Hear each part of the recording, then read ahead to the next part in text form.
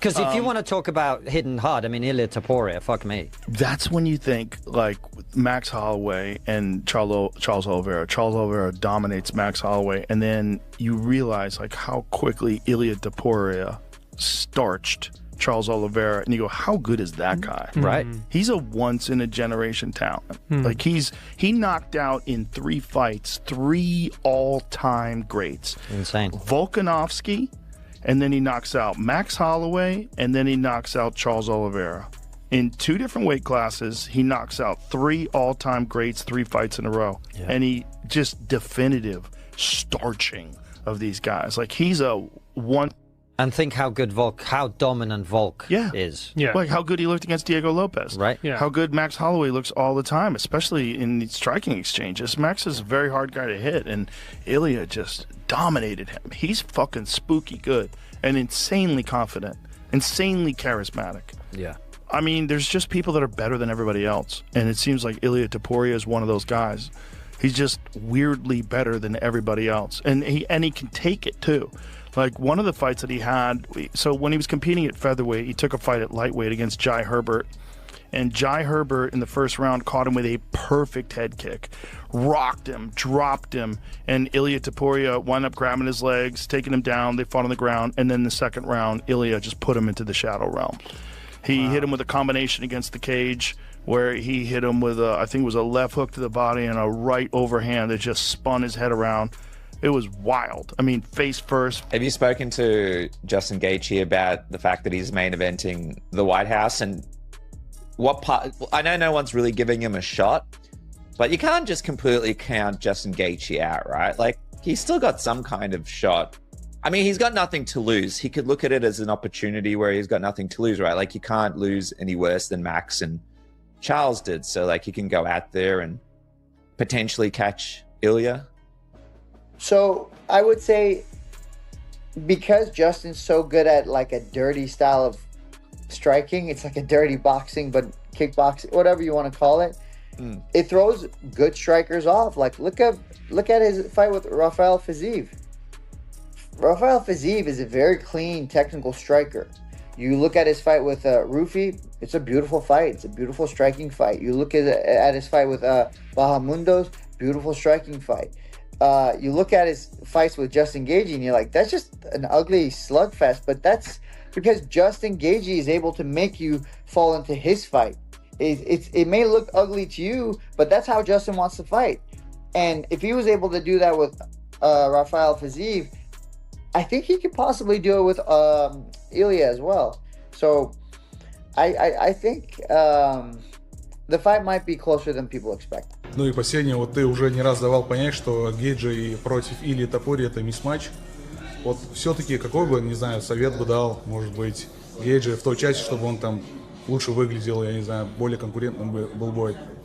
Я бы ему сказал бы травмироваться во время подготовки, дать мне шаг вступить в этот бой и забрать титул, и потом он... The fight world is still trying to wrap its head around this.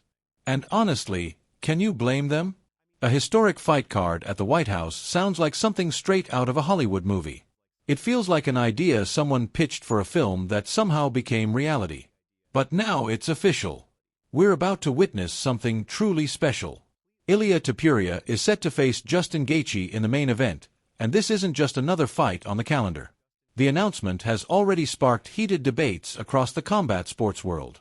Fighters, analysts, and fans are all trying to figure out who really has the edge in terms of power and overall skill. On one side, you've got a ruthless finisher with near-perfect technique who makes fighting look like an art. On the other, a human highlight reel with some of the most devastating knockout power we've ever seen in MMA. So what happens when perfect technique meets raw, unfiltered violence? That's the million-dollar question. Let's break it all down. Well, if we're going to go at that, I got Ilia Topuria knocking him out. Yeah, same here. I just feel after you've been dropped so much and you're going to fight somebody who's a deadly striker, great wrestler, who has a chin, who's willing to put himself in the fire to land that shot. And not just the shot to the face. Let's not forget about Ilia Topuria's body work. Fight fans have been debating this White House card non-stop, on social media, in gyms, everywhere. Some are even claiming the lineup isn't strong enough, which is surprising considering the names involved. According to Chael Sonnen, that criticism is completely off.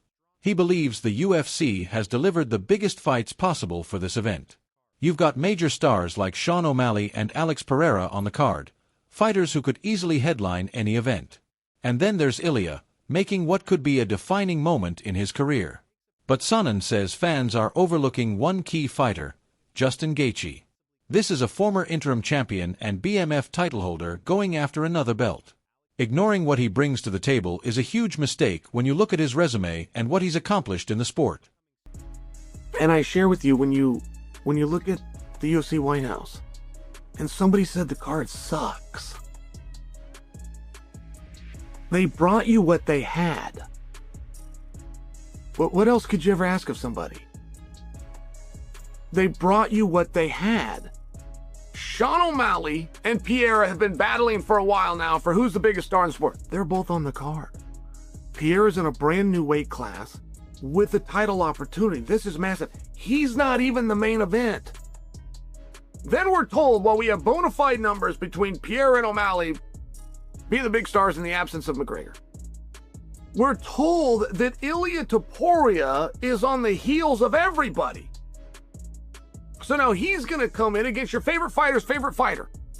We're completely dismissing Gaethje, which I feel that you're forgetting is a two-time interim champion of the world. Tell me somebody else who can make that claim. Who's a BMF champion of the world. Justin Gaethje has captured 3 belts and is going for his 4th. They brought you what they had. Now this is where things get really interesting from a technical perspective. Not everyone believes this fight is as close as some fans think. Robert Whittaker, who has faced elite strikers himself, recently shared some deep insights into the matchup. According to him, Ilia's striking might be on a completely different level.